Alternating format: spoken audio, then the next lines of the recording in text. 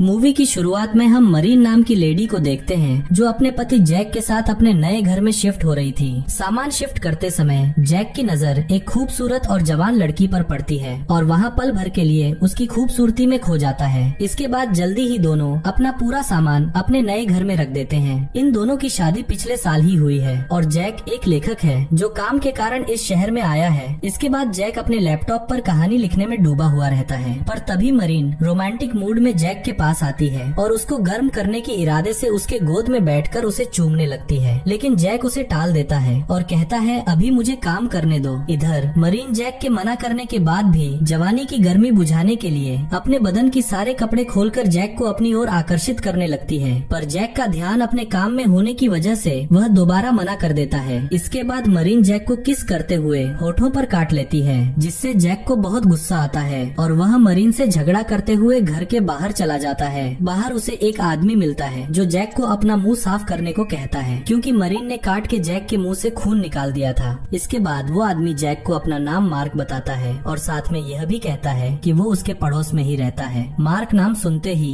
Jack हैरान हो गया, क्योंकि उसके सामने मशहूर कहानीकार खड़ा था जो उसका आइडल लेखक था, और जैक इस बात से बहुत खुश होता है कि उसका आइडल अब उसका पड़ोसी है। अगली सुबह मरीन अपनी वर्कर को काम समझा रही थी। मरीन एक फेमस फैशन डिजाइनर है, इसलिए वह अलग अलग मॉडलों से अपने बनाए हुए कपड़ों का ट्रायल ले रही थी। आगे हम देखते हैं जैक सिगरेट पीते हुए मार्केट में टहलता है। तभी अचानक फिर से जैक की नजर उस मदहोश कर देने वाली लड़की के ऊपर पड़ता है, पर तभी वह लड़की एक दूसरे लड़के के बाइक में बैठकर चली जाती है। शाम को जैक अपने वाइफ मरीन को लेकर अपने आइडल लेखक मार्क के घर जाता है। मार्क घर में आए मेहमानों का स्वागत कर ही रहा था कि तभी उसकी बेटी कमरे से बाहर आती है। मार्क की बेटी को देखकर जैक का सांस थम सा गया था, क्योंकि यह वही लड़की होती है जिसकी जवानी पर जैक फिदा था। तभी मार्क बोलता है यहाँ मेरी बेटी माला है। माला घर आए मेहमानों के खातिरदारी के लिए दारू का इंतजाम करती है, और दारू सर्व करते समय जैसे ही माला झुकती है तो जैक की नजर उसके सुंदर कोमल संतरे पर पड़ता है। इसके बाद मार्क बोलता है मेरी वाइफ के मरने के बाद माला ने ही मेरा और घर की सारी जिम्मेदारी संभाली है। फिर कुछ देर बात करने के बाद जैक और मरीन दोनों घर आ जाते हैं, पर जैक माला की यादों में खोया हुआ रहता है। इससे उसे नींद भी नहीं आती है, तो वहाँ अपनी कहानी को कंटिन्यू लिखते रहता है। इसके बाद जैक अपनी रुमाल मार्क के घर में भूल गया था, इसीलिए रुमाल लाने के बहाने से वह रात को मार्क के घर का डोर बेल बजाता है, तो वहाँ मार्क की बेटी माला दरवाजा खोलती है। जैक के रुमाल मांगने पर माला रुमाल उठाकर सूंघते हुए जैक की ओर हवस से भरी हुई नजरों से देखती है। यहाँ देखकर जैक के अंदर दबा हुआ ठरक जग जाता है और वो बिना कुछ सोचे माला की नरम होठों को चूमने लगता है। तभी उनकी आवाज सुनकर मार्क आ जाता है, जिससे तुरंत जैक अपने आप को संभालते हुए मार्क को बताता है मैं अपना रुमाल लेने आया था। तो मार्क उसे एक किताब देते हुए बोलता है तुम अपना यह किताब भी भूल गए थे। दूसरे दिन जैक और उसकी वाइफ मरीन दोनों चर्च जाते हैं। वहाँ भी मरीन जैक को खींचकर एक कोने में लेकर जाती है और जैक का लॉलीपॉप चूसने की जिद करती है, पर जैक गुस्से में उसे डांट कर मना कर देता है। फिर एक दिन जैक और मरीन की मुलाकात लिफ्ट में माला से होती है, जहाँ मरीन माला से बातें करने लग जाती है, पर माला इधर चुपके से जैक की उंगलियों से मस्ती करने लगती है, साथ में उसके पप्पू को भी पकड़ लेती है। फिर जैक उसे रोक देता है क्योंकि उसके साथ मरीन थी। फिर कुछ दिनों के बाद मार्क किसी काम से घर से बाहर जा रहा था। उसे जाते हुए जैक देख लेता है और मौका देखकर जैक माला के घर में घुस जाता है, पर तभी मरीन जिम से लौटते समय जैक को माला के घर जाते हुए देख लेती है। जैक घर में घुसते ही माला के रसीले होठों को चूसने लगता है और माला जैक को बिस्तर पर पटक कर बोलती है जल्दी से मेरी दुग्गी बजाओ, पर तभी मार्क आ जाता है। उसकी आने की आवाज सुनकर जैक पलंग के पीछे छुप जाता है। मार्क अपना एक किताब भूल गया था, इसीलिए वहाँ उस किताब को लेकर वापस चला जाता है। मार्क के जाते ही जैक माला से कहता है कि मरीन के आने का भी समय हो गया है और अपने घर आ जाता है, जहाँ मरीन उससे पूछती है कि तुम मार्क के घर क्यों गए थे। तब जैक बोलता है कि मैं उसे किताब वापस करने गया था। मरीन उसकी बात पर यकीन कर लेती है, इसलिए जैक बच जाता है। इसके बाद एक रात मरीन घर में एक हाउस पार्टी रखती है, जिसमें उसकी बहुत सारी सहेलियां भी आती है और ढेर सारा दारू पीती है। इधर मरीन पार्टी एंजॉय में बिजी रहती है और माला देर रात जैक को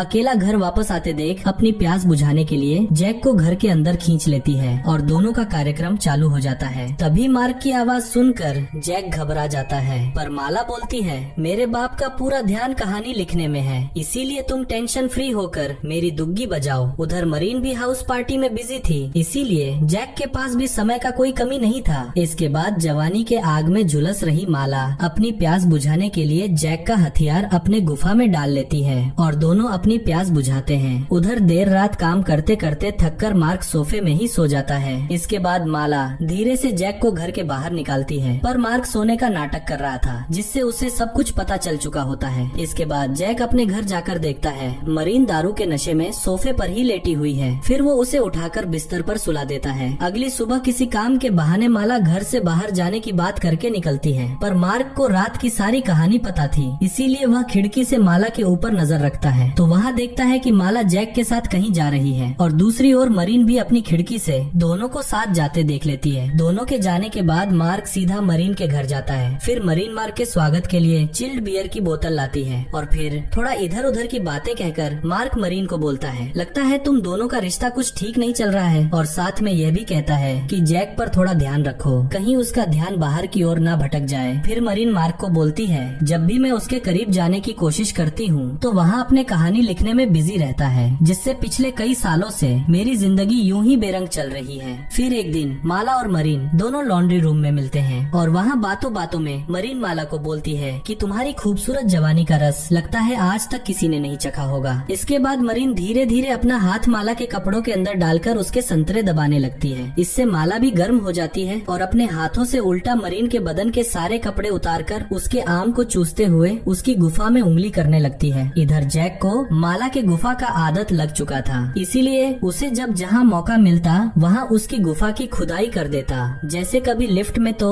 कभी सीढ़ियों के पास। इस तरह जैक और माला एक दूसरे का रस कहीं भी निकालते रहते हैं। इधर माला और जैक के चक्कर के बारे में मार्क को सब पता था, पर मरीन को कुछ भी नहीं पता था। और मरीन जब भी अपनी दुग्गी बजाने के लिए जैक के पास जाती है तो जैक गर्म नहीं होता, क्योंकि उसके पप्पू को माला की गुफा का आदत लग चुका था। ऐसे ही एक दिन मार्क किसी काम से बाहर जा रहा था और जैक उसे खिड़की से जाते देख लेता है और मार्क के जाते ही वह सीधा माला के पास आ जाता है, क्योंकि जैक माला के गुफा में धमाके करना चाहता था, लेकिन माला को पूरे घर की सफाई करनी थी, इसलिए वह जैक को रोकने लगती है। इसी बीच जैक को एक अंडरवियर दिखता है, जिसके बाद जैक माला से अंडरवियर के बारे में पूछता है कि यह किसका है, जिस पर माला कोई जवाब नहीं देती। फिर जैक को उस अंडरवियर से बू आती है जो आदमी के मलाई की थी। इसके बाद जैक माला से बार बार पूछता है कि कल रात तुम्हारे साथ कौन था, जिस पर माला रोते हुए कहती है कि कल रात मेरा बाप मेरे साथ था और यह बू उसी के मलाई का है। माला की ये बात सुनकर जैक के पाँव के नीचे से जमीन खिसक जाती है। माला आगे इमोशनल होकर बोलती है, माँ के मरने के बाद से ही मेरा बाप मेरी गुफा की रोज खुदाई करते रहता है। ये सुनकर जैक अंदर से पूरा हिल जाता है। वह तो मार्क को अच्छा बंदा समझता था, लेकिन वह साला तो पूरा दरिंदा निकला। इसके बाद माला की सच्चाई सुनकर वो वहाँ से चला जाता है, जबकि माला रोती रहती है। वैसे माला ने जैक को झूठ बोला था, क्योंकि वह अपनी मर्जी से अपने बाप से दुग्गी बजाती थी और उसे अपने बाप से दुग्गी बजाने में बहुत मजा आता था। दरअसल मार्क अपनी कहानियों के लिए कुछ भी कर सकता था। कई साल पहले मार्क को एक ऐसी कहानी लिखनी थी जिसमें एक बाप अपनी ही बेटी के साथ चरम सुख को प्राप्त करता है। उसी कहानी को अच्छे से लिखने के लिए उसने माला के साथ मजे करना शुरू कर दिया था। फिर धीरे धीरे यह उसकी आदत बन गई और माला को तो बस अपनी प्यास बुझाने से मतलब था, जिसके लिए वो कुछ भी कर सकती थी। और इस बार भी माला ने उसके बाप के कहने पर जैक के साथ चक्कर शुरू किया था। जैक जो कुछ भी माला के साथ करता, माला वह सभी बातें मार्क को बताती और मार्क उन बातों को अपनी कहानी में लिख देता था। फिर कुछ दिनों बाद जैक फिर से माला के पास आने लगा और उसकी गुफा में धमाके करने लगा, और इस तरह बार बार उसके गुफा में धमाके करने से उसको माला से प्यार हो गया था। इसलिए वह फैसला करता है कि वह मार्क को मारकर माला से शादी कर लेगा। इसके बाद मार्क एक दिन बाहर जा रहा था और जैक उसे खिड़की से देख रहा था। मार्क की बेटी माला भी जैक के पास ही खड़ी थी। मार्क की तरफ देखकर जैक माला से कहता है कि मैंने आज इसका इंतजाम कर दिया है और आज के बाद यह साला तुम्हें परेशान नहीं करेगा। उधर मार्क लगातार आगे बढ़ रहा था और तभी एक गाड़ी उसे टक्कर मारकर भाग जाती है, जिसे मार्क की मौत हो जाती है। फिर रात को जैक उसी गाड़ी वाले को पैसे देता है जिसने टक्कर मारकर मार्क को मार दिया था। कुछ दिनों बाद माला उसके बाप मार्क की लिखी हुई किताब रिलीज करती है, जिसके लिए वह एक इवेंट रखती है। इस इवेंट में जैक और उसकी वाइफ मरीन भी आते हैं। वहाँ जैक माला के साथ उस लड़के को भी देखता है जो मूवी की शुरुआत में माला को बाइक में कहीं ले जा रहा होता है, जिसको देखकर जैक का दिमाग खराब हो जाता है। इसीलिए जैक मरीन को लेकर घर आ जाता है। फिर कुछ दिनों के बाद एक कुरियर वाला मरीन को एक पार्सल देता है जिसमें माला के बाप की लिखी हुई किताब थी। मरीन जब पार्सल खोलकर किताब को पढ़ने लगती है तो उसका दिमाग खराब हो जाता है, क्योंकि पूरी किताब उस पर और जैक पर लिखी हुई थी। उसमें लिखा था, मरीन के गुफा में जैक को मजा नहीं आता है और दोनों दोनों के बीच में हमेशा झगड़ा होते रहता है, इसीलिए जैक माला की गुफा में धमाके करते रहता है। फिर गुस्से में मरीन यह किताब जैक को भी पढ़ने के लिए बोलती है, जिसे पढ़ने के बाद जैक के पाँव के तले जमीन खिसक जाती है और वह भी घबरा जाता है। इसके बाद मरीन जैक से लड़ते हुए